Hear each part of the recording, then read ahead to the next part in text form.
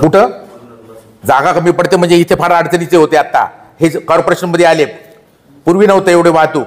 इथं जे येण्या जाण्याचं ही जागा जी आहे ती अशी जागा ट्रकला येण्या जायला अडचण नको अशा दृष्टीने. आता इनाम असतं मग गाड्या लाईनला लागते, मग ही इथं स्टेशन समोर आलं म्हणून जरा याच्यापासून चांगली अडचण होणे ट्रकला वगैरे वाहतुकीला, याच्या दृष्टीने एक जवळ जागा आम्ही पाहतोय.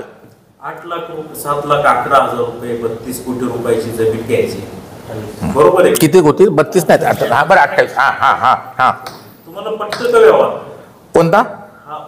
अहो मला पटण्याचं नाही, सगळ्या संचालकांना जे पटतो का व्यवहार तर केलाच नसताना. पटण्याचं कसं? जे रेडी रेकनरला आहे सगळ्या संचालकांना आहे त्या वस्तूची व्हॅल्यू, व्यवहार पटण्याचा कुठं प्रश्न? ते काय हाऊस म्हणून केलं का कोणी? पटण्याचं जो बाजाराचं मूल्य आहे, ज्याचे जे क्रायटेरिया ठरलेले असतात, हा त्याच्यामुळे सॉरी हे उत्तर तुम्ही, हा जो प्रश्न आहे हा याचं उत्तर म्हणजे तुम्ही असं म्हटलं त्याचं देऊ शकत नाही. पटतो का व्यवहार म्हणजे आमच्या संचालकांनी ऑफर दिली ते बोलले करणार नाही, याच्या डॉक्युमेंटवर बेस आहे. आणि संजय काळेला काही वाटलं तर 50, तुम्ही मागाशी बोलले 50 लाखांनी, पण संचालक त्याला मान्यता देणार नाही, माझे संचालक देणार नाही, मी करणार नाही. नाही तुम्ही सॉरी उतरडे साहेब, तुम्ही जे म्हटले पटतो का व्यवहार नाही, माझ्या पटण्याला पटण्याला काही नसतं, मी काय म्हटलं नसतं, त्याला बेस असतो त्याच्यानुसार त्यांनी ऑफर दिलेली आहे आणि संचालकांनी मी तर ठरवणे निगोशिएशन केलेलं आहे.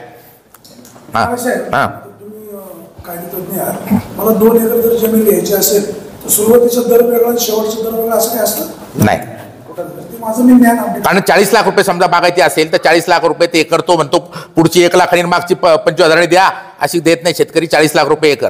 आता आपण जर पाहिलं तर शेतजमिनीचे व्यवहार सुद्धा जे नारायणगाव जुन्नर रोड लगत आहे 2.5 आणि 3 लाख रुपये आणि 2 लाख रुपये गुंठ्याने झालेले आहेत नुसते शेतजमिनी, जे म्हणजे मार्केटच्या जवळ ज्या जागा नाही त्यांच्या. आपण जर पाहिलं तर इथं ह्याच्यापर्यंत अमरापूर किंवा खोरे वस्तीत तिथं 10,000 लाख रुपये गुंठ्याचे रेट, आत्ता 15 लाख रुपये गुंठ्याचे रेट रोड टचच्या जमिनीनं चालले. असं काही विषय नसतो. आणि मार्केट कमिटीला जागा घेताना शेवटी प्रस्ताव जो येणार आहे त्याच्यावरच चर्चा होणार आहे. जर आपण सकाळला जर जाहिरात दिली, जर रेट जास्त वाटत होतं तर लोकांनी बाकीच्यांनी प्रस्ताव दिले असते ना. जागाच उपलब्ध होत नाहीये मार्केटला सुटेबल अशा जागा, त्याला तुम्ही काय करणार ना सर? आणि भविष्यासाठी जागा तर गरजेची आहे. परवा तो आपला ठराव करण्यासाठी मीटिंग होती काळेसाहेब, ही मीटिंग होती परवा, काय ठराव पास झाला? त्याच्यामध्ये त्यांनी विरोध केला आणि सगळ्या संचालकांनी सांगितलं की ही जागा निगोशिएशन केलं. काळेसाहेब होते, सगळ्या संचालकांनी सांगितलं की जागा आपल्याला आवश्यक आहे, 7,11,000 रुपये या दराने घेण्यास मंजुरी देण्यात यावी म्हणून ठराव झालेला आहे. तरी देखील आता मी परत बोललो, जरी झाला इतिवृत्त काय व्हायचं असतं हे असतं. हे जे केल्यानंतर मला जे दुःख झालं, मी आज सगळ्यांसमोर सांगतो, मी पण सभापती, माझे संचालक इथं बहुसंख्य आजार आहेत.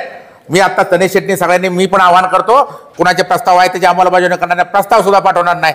1 महिन्याच्या आत कोरे साहेब माझं हे सगळं आव्हान आहे की तिथं तुम्ही द्यावेत, चांगली मस्तपैकी छान जागा घेऊ आपण. ही जागाच घेतली पाहिजे असं काय नाही. तो पण तो रद्द नव्हे, पेंडिंग हा ठेवत आहोत. लाला अरबन यांनी 19 लाख तुम्ही एकदम शांत आहे. बोला, स्वातंत्र्य गट निवडून आला होता, तुम्ही काळे साहेबांसोबत तिघांनी मत व्यक्त केलं त्यांच्यासोबत? नाही, तिघांचा विषय असा नाहीये, हे सगळा संचालक मंडळाचा विषय आहे. सभागृहात मिटिंग चालली असतात, सगळ्या संचालकांना न्याय सारखा असतो आणि प्रत्येकाची भूमिका जो तो मांडित असतो. ज्याला योग्य वाटेल तो निर्णय घेत असतो. हे ज्याचं त्याला स्वातंत्र्य आहे. आता भविष्यात याच्या मार्केटच्या डेव्हलपसाठी किंवा इतर काही कामासाठी जागेची आवश्यकता आहे. प्रत्येक संचालक सगळेच सार्वजन आम्ही त्या ठिकाणी पाहण्यासाठी गेलो होतो, परंतु सगळ्यांचा निर्णय झाला की आपण बघायचं काय करायचं, सगळ्या गोष्टी झाल्या. परंतु त्यांना वाटलं त्यांचं काय असेल, त्यांचं XYZ माऊली शेठचं, संतोष शेठचं आणि भास्कर शेठचं, त्यांना नाही वाटलं, त्यांनी विरोध केला. आम्हाला वाटलं मार्केटच्या हिताचा, शेतकऱ्यांच्या हितासाठी भविष्यात कोल्ड स्टोरेज होईल, आपल्या तालुक्यातल्या शेतकऱ्यांना सोयीसुविधा उपलब्ध होतील, ह्या दृष्टीने जागा घेतली तर हरकत नाही. आणि त्यातही पण अजून पणन संचालकाच्या मंजुऱ्या आहेत, अजून बऱ्याचशा मंजुऱ्या आहेत. आजच काय फायनल झालेली नाही आहे आणि त्यानंतर पणन संचालक सगळे DDR सगळे मंजुरी होईल आणि नंतर त्याचा निर्णय होईल. त्याच्यानंतर परत संचालक मंडळामध्ये तो विषय येणारच आहे. मग त्या संचालक मंडळात विषय आला तर आम्ही सारे संचालक सुज्ञान आहोत, त्यावेळेस आम्ही निर्णय घेऊ ना. तुम्ही काळे साहेबांसोबत?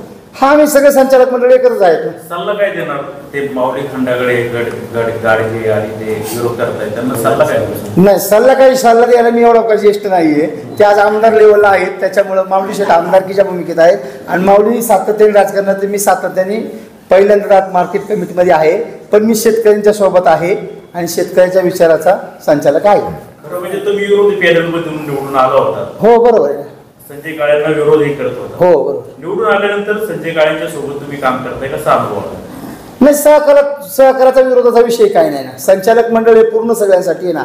आज संतोष दादा असतील, भास्कर शेठ असतील, माऊली शेठ असतील, ह्या सर्वांना तिथं बोलण्याचा अधिकार आहे ना.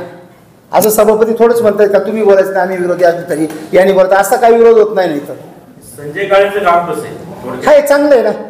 शेतकऱ्यांच्या इथं आहे ना, चांगलं आहे ना. शुभेच्छा काय करणार? पुढील कार्याचा आणखी शुभेच्छा ना. आणि ते म्हणतात बोलून देत का नाही ते सांगा खुलासा. पहिलं आपलं चर्चा झाली का नाही, 4 तास चर्चा झाली का नाही आपली, आणि बोलून सगळ्यात देतो का नाही त्यांना सुद्धा बोलून, सगळ्या संचालकांना त्यांचं मत. देतात ना बोलून? हो सगळ्यांना सखोल चर्चा झाली का नाही आपली 5 तास.